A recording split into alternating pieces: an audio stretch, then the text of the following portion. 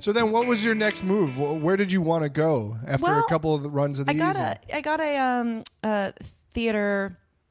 I got a job at a little equity house north of Philadelphia. Oh, nice. Doing a play. And so I went there, did that. And then I was like, well, I got an agent in Philly and was starting to get some commercial work. So I was like, well, I might as well just keep hanging out while I'm doing this. And I'm too scared to move to New York or LA again. But I was also getting work. So why? And then you were living in Philadelphia? I was living in Philly, and cool. A year after I moved there, I got the Sprout job. That's amazing. Yeah, they looked in Florida, LA, New York, Chicago, and found me right there close to home. So Sprout is like a PBS channel, right? Mm-hmm. And I started out that way. PBS was one of the owners. And it was based in Philadelphia. Mm-hmm. And then they had this show called The Sunny Side Up Show, right? Yeah, and that was the live morning show that I did, the original host of that. That's amazing. Yeah, and now it's an NBC network. It was weekly on Saturday mornings? No, it was every morning. Oh, wow. Yeah, so there was me and another original host, and we would go back and forth. One week we would come up with all the content, the ideas, write everything, and then the next week we would do it on air. That's incredible. Yeah. Okay, so what was the show like? It's a kid's show, so basically it's like a Blue's Clues type of thing, or is it like a Mr. Rogers? Yeah. It had some of the same feeling of like, Mr. Rogers, it had the feeling of we're hanging out, we're learning things, you're so special, people around you are special, let's all learn and have fun doing it and play and imagine. Yeah. And then Blue's Clue-ish in that there was a host and then a sidekick, whereas our Blue was a chicken puppet named Chica. Yeah. She still is. Yeah, the show's still running. That's got a great incredible. host now, and yeah. So how many people were watching this? Did you know? I mean, it grew. Yeah, I mean, it grew to be huge. Yeah. By the time I left at the end of 2013, it's enormous. It's super big and cool. How many years were you doing this? I did it for 6. That's incredible. Yeah, so how many shows did that end up being? Oh my gosh. 1,000 or something? I remember our 1,000th show. We all got T-shirts commemorating it, and it was really big and cool. But you didn't host everyone, though, right? No. So you'd probably be about like 1,000 then, right? No, I don't think I would have hosted 1,000. No, but a lot. Yeah, that's incredible. Yeah. And did you have to come up with the content every week, or was there writing staff? Or nope, it was us and the puppeteer. We kind of produced what the content was. We came and pitched it to a team of education consultants and producers and the curriculum consultant, like the education person that makes us make sure it like fits with what works. That's ridiculous. Yeah, that's crazy. So not only were you the talent, you were the research, the writers, yeah.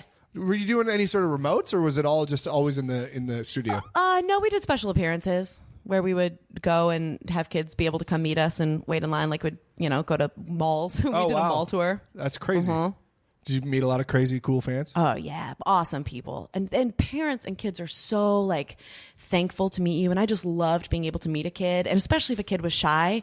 Because, like you know me? Yeah. Yeah. And they didn't want to come up and say hi. I sat down, like, I squatted down on the ground. And I would make eye contact. And I would just wait. And I would talk to them about me. And ask them simple questions about them. Yeah. And by the end, they were in my arms and didn't want to leave. Oh, wow. Those were my favorite moments. Because I was helping a kid to bridge that thing that for me had been so crippling as a kid. Right. So maternal.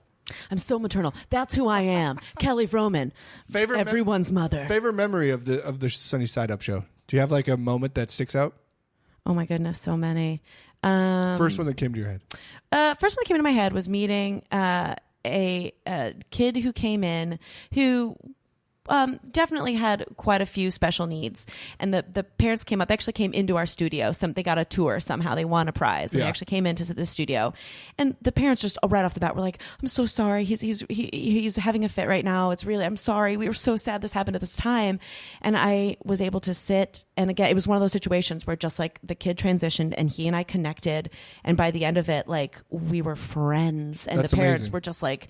They sent thank you note after thank you note, and like he wrote a blog at one point about just like how much it meant to him that his kid had found someone to connect with. But I think that's the power of being able to push aside the fear, right? What is real right in this moment? Right. Like, where is this kid? Where am I? How can we meet? Like, what is that place? And I'm not saying that always happens. I have one of my best friends has a son who is autistic, and sometimes there's just nothing you can do, and you love them through it, and that's just what it is. But in this situation, somehow it just worked out that we were able to really connect. Yeah, that's incredible. Was this filming in like downtown Philly? Or? Yeah.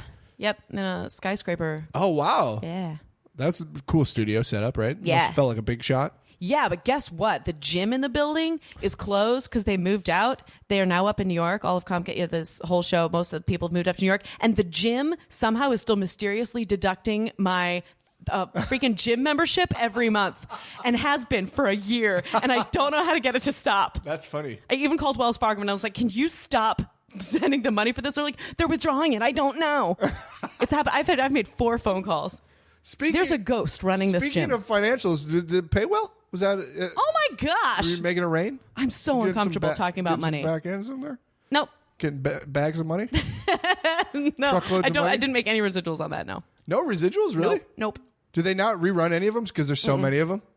Well, that's live. I guess, yeah. Well, I feel like I don't know. Does live TV? I don't know how that works. I hate talking about money. I hate it. They rerun like late shows and stuff when they have a week off and stuff. Yeah, no, well, we ran no, so, but no. So you did all right. Wink if you did all right. No, I'm not gonna. I'm so blessed to be able to be a working actor.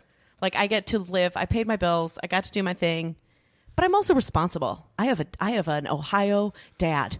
All right. Here's what I'm going to say. Okay. Okay. Are you still trying to trick me into telling you about my freaking? If you didn't get paid well, make a fart sound. Can one of these be a fart sound? If you didn't get paid well, do nothing. By the way, I'm not committing to this at all.